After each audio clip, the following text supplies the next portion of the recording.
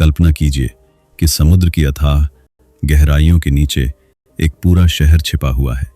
एक ऐसा शहर जो कभी दुनिया की सबसे शक्तिशाली सभ्यता था, जहां सोने से सजे महल थे, विशाल बंदरगाह थे, ऐसी तकनीक और समृद्धि थी जिसे देखकर बाकी दुनिया चकित रह जाती थी। लेकिन फिर एक रात कुछ ऐसा हुआ कि पूरा शहर समुद्र में समा गया। न कोई युद्ध बचा, न कोई राजा, न कोई सेना, केवल एक रहस्य बचा जो हजारों वर्षों बाद भी लोगों को आकर्षित करता है। क्या एटलांटिस वास्तव में अस्तित्व में था, या यह केवल एक चेतावनी थी जिसे एक महान दार्शनिक ने दुनिया के लिए छोड़ा था? यह है एटलांटिस की कहानी, उस खोए हुए शहर की कहानी जिसे इतिहास का सबसे बड़ा रहस्य कहा जाता है। इस कहानी की शुरुआत किसी देवता से नहीं होती, किसी राक्षस से नहीं होती, बल्कि एक दार्शनिक से होती है। उसका नाम था प्लेटो, प्राचीन यूनान का महान विचारक। लगभग 2500 वर्ष पहले उसने 2 संवाद लिखे, टिमेयस और क्रिटियास, और इन्हीं ग्रंथों में पहली बार दुनिया ने एटलांटिस का नाम सुना। प्लेटो के अनुसार एटलांटिस कोई साधारण द्वीप नहीं था, वह एक विशाल साम्राज्य था, इतना बड़ा कि कई राज्यों को अपने अधीन रखता था। उसकी शक्ति समुद्रों पर फैली हुई थी, उसकी संपत्ति असीम थी, और उसकी राजधानी इतनी भव्य थी कि उसकी तुलना किसी स्वर्गिक नगर से की जा सकती थी। लेकिन प्रश्न यह है, आखिर यह शहर बना कैसे? प्लेटो की कथा के अनुसार बहुत समय पहले देवताओं ने पृथ्वी के विभिन्न भागों को आपस में बांट लिया। समुद्र के देवता पोसाइडन को एक सुंदर द्वीप मिला, वहीं से एटलांटिस की कहानी शुरू होती है। उस द्वीप पर एक युवती रहती थी, उसका नाम था क्लीटो।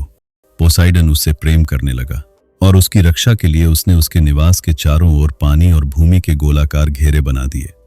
कल्पना कीजिए, एक शहर जो कई वृत्ताकार द्वीपों और जलमार्गों से बना हो, बीच में एक विशाल महल, चारों ओर समुद्री मार्ग, और उन मार्गों पर चलते हुए असंख्य जहाज। यही था एटलांटिस। पोसाइडन और क्लीटो के 10 पुत्र हुए और बाद में उन्होंने पूरे द्वीप को 10 भागों में बांट दिया।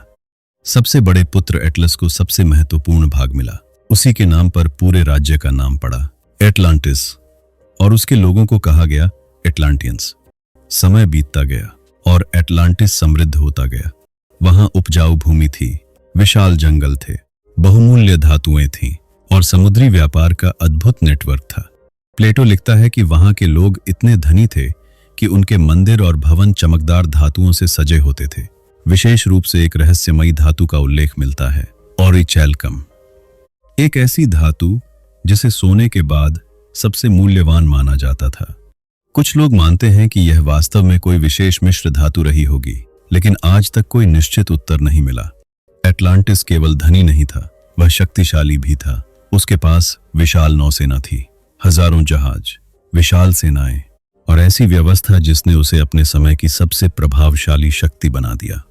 लेकिन यहीं से उसकी कहानी बदलने लगती है, क्योंकि यूनानी मिथकों में अक्सर एक बात दोहराई जाती है, जब शक्ति बढ़ती है तो अहंकार भी बढ़ता है, और यही एटलांटिस के साथ हुआ। प्लेटो के अनुसार शुरुआत में एटलांटियंस न्यायप्रिय थे, वे देवताओं का सम्मान करते थे और संतुलन बनाए रखते थे। लेकिन जैसे जैसे उनका साम्राज्य बढ़ा, वैसे वैसे उनका चरित्र बदलने लगा। धन ने उन्हें घमंडी बना दिया, सत्ता ने उन्हें लालची बना दिया, और विजय की इच्छा ने उन्हें निर्दयी बना दिया। उन्होंने अन्य राज्यों को जीतना शुरू कर दिया, नए क्षेत्रों पर कब्जा करना शुरू किया, और धीरे धीरे वे पूरी दुनिया पर शासन करने का सपना देखने लगे। यहां तक कि उन्होंने यूनान की भूमि की ओर भी अपनी नजरें घुमा लीं। लेकिन प्लेटो की कथा में एक रोचक मोड़ आता है। उसके अनुसार उस समय प्राचीन एथेंस ने एटलांटिस का सामना किया और आश्चर्यजनक रूप से एथेंस विजयी हुआ। एक छोटा लेकिन साहसी समाज एक विशाल साम्राज्य के सामने खड़ा हो गया और उसे रोक दिया। लेकिन यह केवल शुरुआत थी, क्योंकि इसके बाद देवताओं ने हस्तक्षेप किया, विशेष रूप से ज्यूस। देवताओं के राजा ने देखा कि एटलांटिस के लोग अपने मूल आदर्शों से भटक चुके हैं। उनकी शक्ति अब संतुलन के लिए नहीं, बल्कि प्रभुत्व के लिए इस्तेमाल हो रही थी। और तब एक निर्णय लिया गया, एक ऐसा निर्णय जिसने एटलांटिस का नाम अमर कर दिया। प्लेटो के शब्दों में, एक ही दिन और एक ही रात में भयानक भूकंप और बाढ़ आई। धरती कांप उठी, समुद्र उफन पड़ा और एटलांटिस समुद्र में डूब गया। पूरा शहर, पूरा साम्राज्य, पूरी सभ्यता एक ही रात में समाप्त हो गई। कल्पना कीजिए, वे विशाल महल, वे बंदरगाह, वे मंदिर, वह सारी समृद्धि अचानक समुद्र के नीचे गायब हो गई और केवल एक कथा बची, एक रहस्य बचा। लेकिन यहीं से वास्तविक प्रश्न शुरू होता है, क्या एटलांटिस सचमुच अस्तित्व में था या यह केवल प्लेटो की कल्पना थी? हजारों वर्षों से लोग यही जानने की कोशिश कर रहे हैं। कुछ इतिहासकार मानते हैं कि एटलांटिस एक वास्तविक स्थान पर आधारित हो सकता है।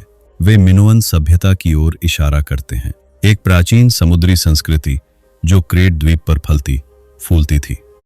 लगभग 3500 वर्ष पहले थेरा नामक ज्वालामुखी फटा, इतना शक्तिशाली विस्फोट कि पूरे क्षेत्र की सभ्यता प्रभावित हो गई।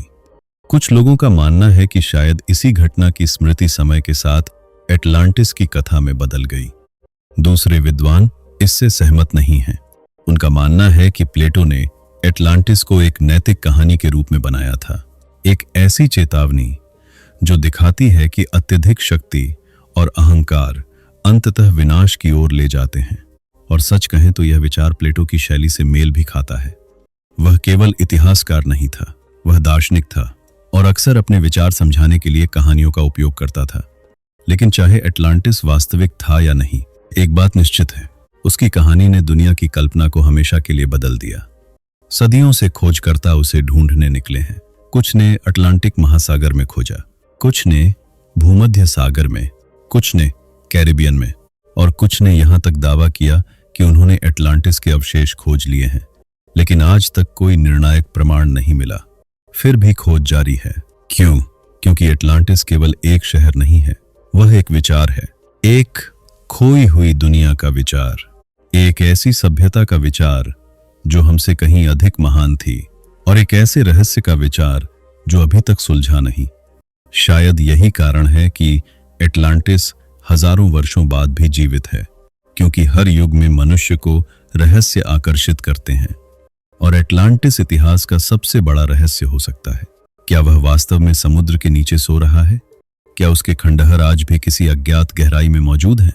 या फिर वह केवल एक चेतावनी है, एक कहानी जो हमें याद दिलाती है कि कोई भी सभ्यता कितनी भी शक्तिशाली क्यों ना हो, यदि वह अहंकार में डूब जाए तो उसका अंत भी उतना ही अचानक हो सकता है जितना एटलांटिस का हुआ था। और शायद यही कारण है कि समुद्र की लहरों के नीचे छिपा वह नाम आज भी दुनिया की कल्पना में जीवित है। एटलांटिस, वह रहस्यमयी शहर जो एक रात में समुद्र के नीचे गायब हो गया।